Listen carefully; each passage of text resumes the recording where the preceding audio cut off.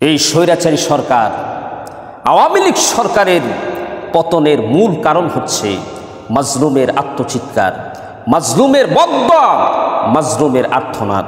যদিও এই ক্ষেত্রে আমাদের ছাত্র ভাইদের অনেক ভূমিকা, কিন্তু মূল বিষয় হচ্ছে এখানে মাজলুমের বদদোয়া।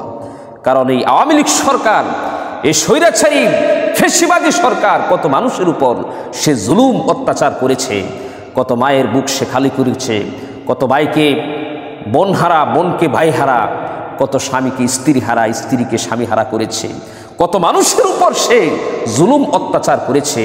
আমরা দেখতে পেরেছি এই আয়নাগরে কত মানুষকে সে নিষ্ঠুরভাবে সেখানে বন্দি করে রেখে কষ্ট দিয়েছে, জুলুম করেছে, অত্যাচার করেছে। সংসদ ভবনের পাশে গণকবর, না জানি সেখানে কত মানুষকে বিনা অপরাধে সেখানে কবরস্থ করেছে।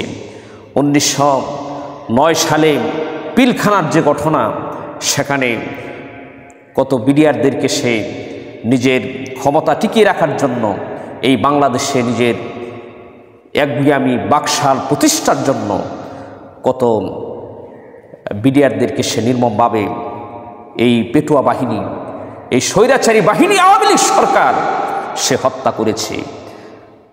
শাপলা চত্বরে 5ই মে 2013 শাপলা চত্বরে গভীর রাত্রে কত ওলামায়ে কেরামদেরকে, মাদ্রাসার তালিবুল ইলমদেরকে নিষ্ঠুরভাবে পাখির মতো গুলি করে তাদেরকে হত্যা করা হয়েছে, শহীদ করা হয়েছে। জামাত ইসলামীর বড় বড় আলেমদেরকে, বড় বড় নেতাদেরকে বিনা অপরাধে, তাদের কোনো অপরাধ ছিল না, তাদের কোনো দোষ ছিল না, বিনা অপরাধে বিনা দোষে তাদেরকে ফাঁসির কাস্টে ঝুলিয়ে তাদেরকে হত্যা করেছে। কত মানুষের উপর সে জুলুম অত্যাচার করেছে, কত ওলামায়ে কেরামদেরকে, নাইবে নবীদেরকে সে বিনা অপরাধে কারারুদ্ধ রেখে জেলখানায় তাদের উপর জুলুম অত্যাচার করেছে।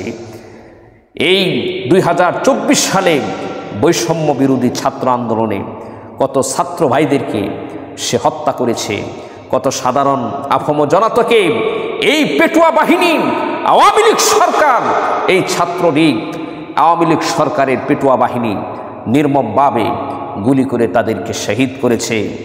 এই সমস্ত ব্যক্তিদের পিতামাতা এবং তাদের আত্মীয় স্বজনের আহাজারি, মাজলুমের বদদোয়া আল্লাহ পাক রব্বুল আলামিন কবুল করে নিয়েছেন। এটাই হচ্ছে আওয়ামী লীগ সরকারের পতনের মূল কারণ, মাজলুমের আত্মচিৎকার। এজন্য মাজলুমের আত্মচিৎকার থেকে, মাজলুমের বদদোয়া থেকে আমাদেরকে বেঁচে থাকা উচিত। এজন্য নবীজি সাল্লাল্লাহু আলাইহি ওয়াসাল্লাম বলেন, ইত্তাকু দাওয়াতাল মাজলুম, তোমরা মাজলুমের বদদোয়া থেকে বেঁচে থাকো।